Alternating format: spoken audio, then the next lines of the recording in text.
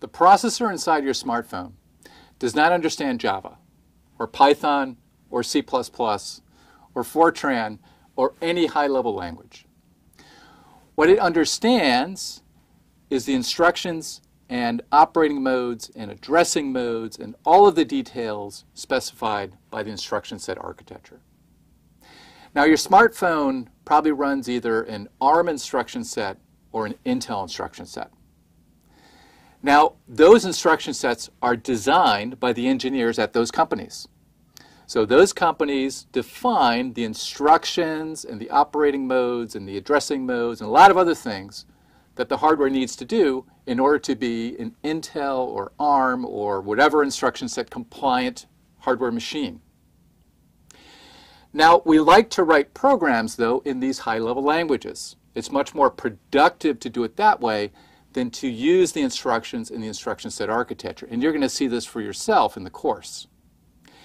So how do we make this link between what the hardware understands and the high-level language? Well, we have a compiler or an interpreter. A compiler or interpreter is a piece of software that's written that comes with the system that translates Java or Python or C++ or whatever high-level language you program in into the instructions and addressing modes and all those things that are specified by the instruction set architecture. So the instruction set architecture brings the hardware and software together. The hardware is designed to support the instruction set, and the compiler or interpreter is designed to translate from a high-level language to the instruction set. So it's the contract between the hardware and software.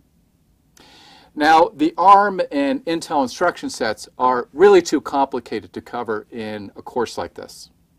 So we have an instruction set, which we've already mentioned, called the LC3. Now, the LC3 has a small number of instructions and operating modes, but it's very, very powerful in that it's simple to understand, but you can do a lot with it. So in this module, we're going to fill out the details of the LC3.